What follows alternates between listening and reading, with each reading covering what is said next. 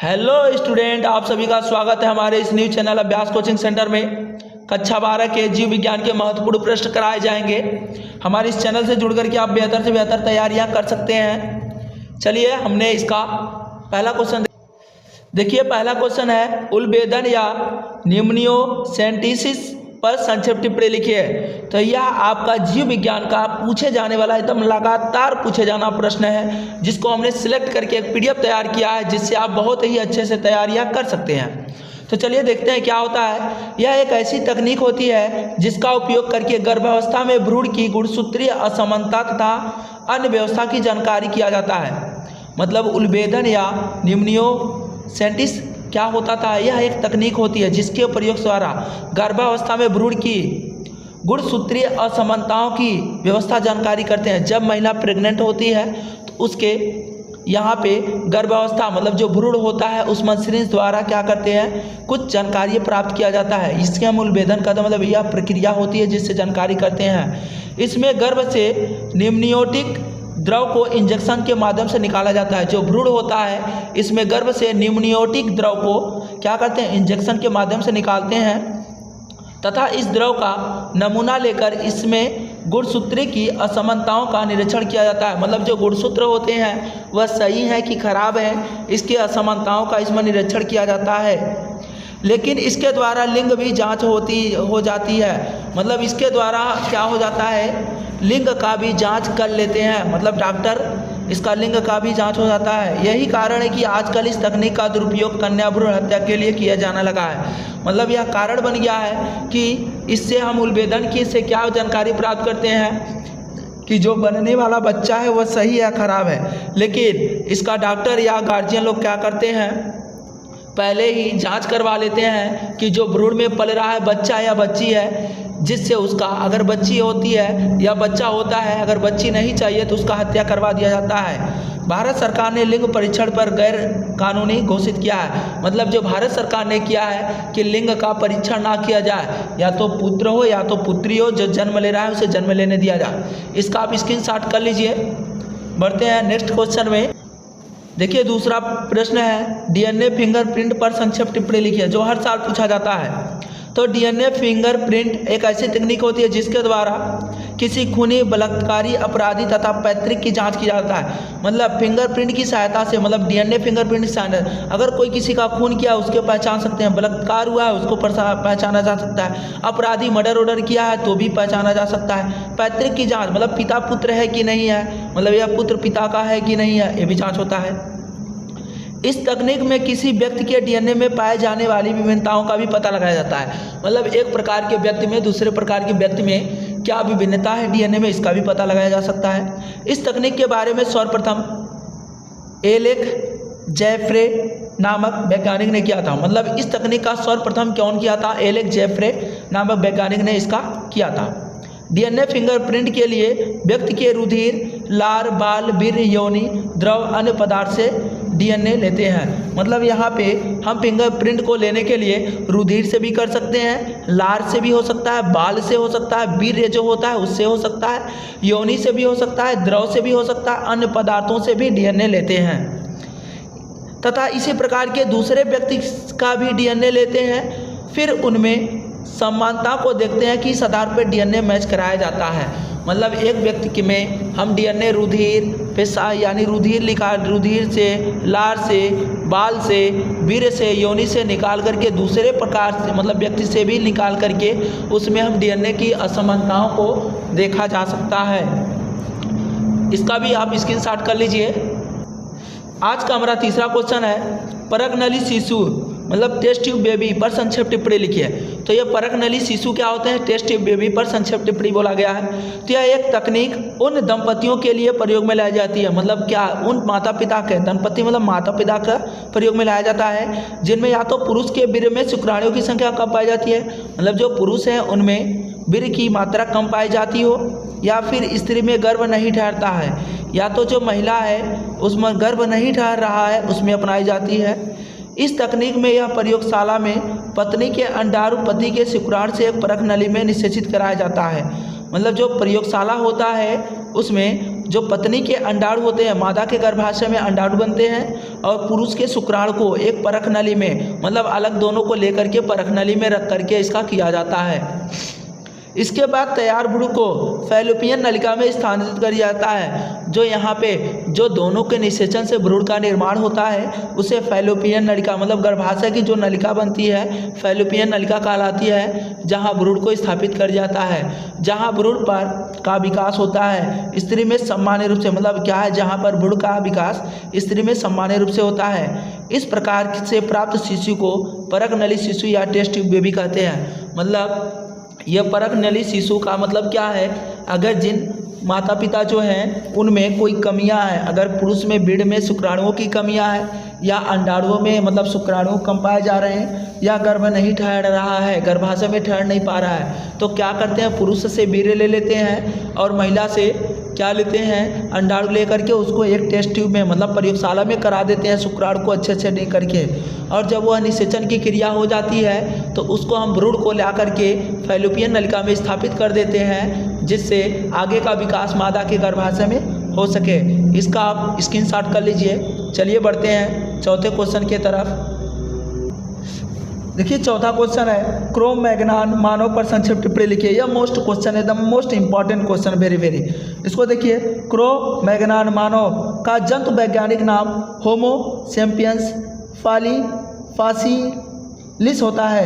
मतलब जो मैग्नान मानव का जंतु वैज्ञानिक नाम, जो ये मानव पहले पाए जाते हैं, इनका जंतु वैज्ञानिक नाम क्या है, होमो सैपियंस फासिलिस है। मतलब यह नाम होता है।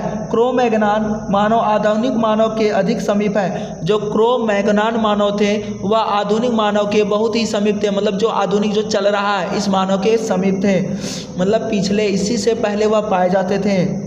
आधुनिक मानव का विकास लगभग यहाँ पे 10,000 वर्ष पूर्व बताया गया है, और जो मैग्नान मानव का चतुष्कल्प में हुआ था। मतलब जो क्रोमैग्नान मानव लगभग 5,000 वर्ष पूर्व में विकसित हुए थे। मतलब आज से 50,000 लिखा गया है, तो 50,000 वर्ष पहले जो क्रोमैग्नान मानव थे वह थे, और जो 10,000 पहले लगभग आधुनिक का जो विकास हुआ है जो अब तक चल रहा है। मतलब यह जो समय काल है यह चतुष्क में, मतलब 4 हिस्से में से जो पाया जाता है उस हिस्से में मतलब हम लोग जन्म लिए हैं। अगर देखिए इसका लक्षण क्या है, तो लक्षण है इनकी लंबाई लगभग 150 से 180 सेमी थी। मतलब इनकी भी लंबाई 150 से 180 सेमी तक रहती थी, आज के मानव का भी है। इनका चेहरा चौड़ा, भौं हल्की तथा ओठ स्पष्ट थी, थोड़ी स्पष्ट थी। इनके चेहरा चौड़े थे, जो चेहरा थे चौड़े थे, भौं मतलब जो बरौनियाँ थी हल्की थी, मतलब कम थी, तथा थोड़ी जो नीचे का जो होता मुख के नीचे का भाग थोड़ी होता स्पष्ट था, मतलब दिखाई देता था। यह कला प्रेमी थे, मतलब यह कला भी जानते थे, प्रेमी थे, बुद्धिमान थे और मुर्दे को दफनाते थे, जो मुर्दे बन जाते थे उसे दफनाते भी थे। तो इसका आप स्क्रीनशॉट कर लीजिए। बढ़ते हैं अगले क्वेश्चन के तरफ। आज का अगला क्वेश्चन है टीकाकरण पर संक्षेप टिप्पणी लिखिए। जो टीकाकरण होता है उस पर टिप्पणी लिखने के लिए आया है, मोस्ट इम्पॉर्टेंट है। तो जो मृत निष्क्रिय सूक्ष्मजीव या उनमें उनके उत्पादों से बने पदार्थ को हम टीका कहते हैं। जो देखिए मृत हो या निष्क्रिय सूक्ष्मजीव होते हैं या उनके उत्पादों से, या तो इनके उत्पादों से जो बने पदार्थ होते हैं उसे ही हम टीका कहते हैं। तथा टीका को शरीर में प्रवेश कराने के लिए, जो टीका होता है उसको शरीर में प्रवेश कराने की जो प्रक्रिया होती है, इस प्रक्रिया को ही हम टीकाकरण कहते हैं, जो लगाया जाता है। टीकाकरण विभिन्न प्रकार के रोगों जैसे पोलिया का लगता है, डिप्थीरिया का लगता है, काली खांसी का लगता है, टिटनेस का लगता है, चेचक आदि का गांव-गांव में टीका लगाए जाते हैं। रोगाणुओं के विरुद्ध सक्रिय उपार्जित प्रतिरक्षा प्रदान करता है। अगर टीका लग जाता है तो यह क्या होते हैं, रोगाणुओं के विरुद्ध, मतलब उससे सक्रिय उपार्जित प्रतिरक्षा प्रदान करता है, मतलब शरीर में होने नहीं देता है। टीका स्मृति बी तथा टी कोशिकाएं बनाती हैं। जो टीका स्मृति होती है यह बी तथा टी कोशिकाएं बनाती हैं, जो रोगजनक को शीघ्र ही पहचान लेते हैं। और जो बी और टी प्रकार की यह होती हैं कोशिकाएं, यह शीघ्र ही रोगजनक को पहचान लेती हैं और प्रतिरक्षा बना देती हैं। मतलब शरीर में क्या बनती है, प्रतिरक्षा करती हैं, होने नहीं देती हैं। चलिए इसका भी आप स्क्रीनशॉट कर लीजिए। बढ़ते हैं अगले क्वेश्चन की तरफ। चलिए क्वेश्चन देखते हैं। एल्कोहल दुरुपयोग पर संक्षेप टिप्पणी लिखिए। तो एल्कोहल का हम दुरुपयोग करते हैं, इस पर संक्षेप टिप्पणी कहा गया लिखने के लिए। इस सभी वीडियो का पीडीएफ चाहते हैं तो हमारे वीडियो में लास्ट तक बने रहिए। हमारे व्हाट्सएप ग्रुप से जुड़ करके आप पीडीएफ को प्राप्त कर सकते हैं। देखिए लिखा गया, एल्कोहल को सामान्य रूप से शराब या मदिरा के नाम से भी जाना जाता है। जो एल्कोहल होता है उसे शराब या मदिरा के नाम से भी जाना जाता है। यह विश्व में सबसे अधिक प्रयोग किया जाने वाला मादक पदार्थ पेय पदार्थ है। मतलब विश्व में सबसे ज़्यादा पिए जाने वाला यह क्या होता है, पदार्थ होता है जो शराब है। देखिए इसमें क्या गया है, दुरुपयोग पर संक्षेप टिप्पणी लिखिए। तो पहला दुरुपयोग क्या है, इसके प्रयोग से तंत्रिका तंत्र दुर्बल हो जाती है। जो हमारी सोचने जो ये तंत्रिका तंत्र होती है दुर्बल हो जाती है, जिससे आत्म निरंतर में कमी, मतलब वह क्या होते हैं, निरंतर नहीं कर पाते हैं, शरीर को संभाल नहीं पाते हैं। मस्तिष्क कमजोर हो जाता है, सोचने की क्षमता समझने की नष्ट हो जाती है। अच्छे बुरे का ज्ञान समाप्त हो जाता है। एकाग्रता में कमी होना आदि लक्षण उत्पन्न होते हैं। मतलब इस प्रकार की हमारे शरीर में यह होता है। दूसरा देखिए क्या है, व्यक्ति अपने ही घर में चोरी करने लगता है। जो व्यक्ति होता है अपने घर में ही चोरी करने लगता है। यह दुरुपयोग के बारे में बताया गया है। मतलब पैसा नहीं रहेगा तो चुरा करके तो पिएगा ही पिएगा। तीसरा, इससे हार्ट अटैक की संभावना बढ़ जाती है। शराब पीने वालों को हार्ट अटैक बहुत जल्दी आता है।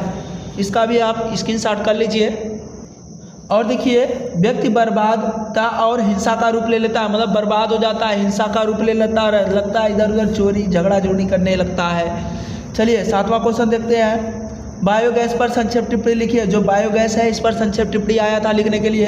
तो देखते हैं, बायोगैस विभिन्न प्रकार के गैसों का मिश्रण होता है। जो बायोगैस बनता है विभिन्न प्रकार के गैस उसमें पाए जाते हैं, जो अवायवीय सूक्ष्म जीवों के द्वारा घरेलू तथा कृषि अपशिष्ट पदार्थों के उपयोग करके बनाई जाती है। जो अवायवीय सूक्ष्म जीवों, मतलब जो छोटे छोटे जीव होते हैं, घरेलू कृषि अपशिष्ट पदार्थ से उपयोग करके बनाई जाती है। जो कृषि होते हैं, गाय के गोबर से इसे बनाया जाता है।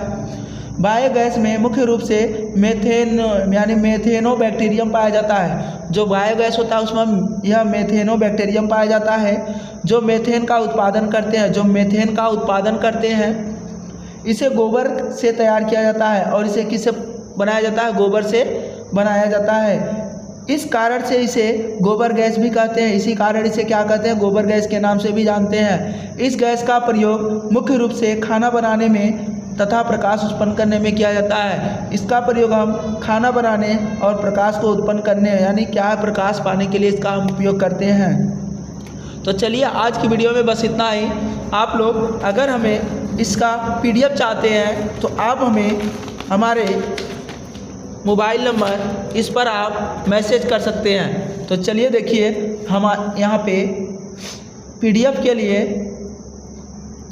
आप 89 53 36 95 47 इस व्हाट्सएप ग्रुप पर मैसेज करेंगे तो आपको इसका पूरा पीडीएफ आपको प्रोवाइड कर किया जाएगा, जिससे आप आसानी से इसे पढ़ सकते हैं। देखिए जैसे हमने यहाँ पे पीडीएफ को तैयार किया है महत्वपूर्ण, इस प्रकार से आप भी तैयार करके अच्छे से तैयारियाँ कर सकते हैं। आपको इसमें सभी इम्पॉर्टेंट क्वेश्चन को कराया गया है। तो चलिए आज के वीडियो में इतना ही। मिलते हैं नेक्स्ट वीडियो में, तब तक के लिए बाय बाय।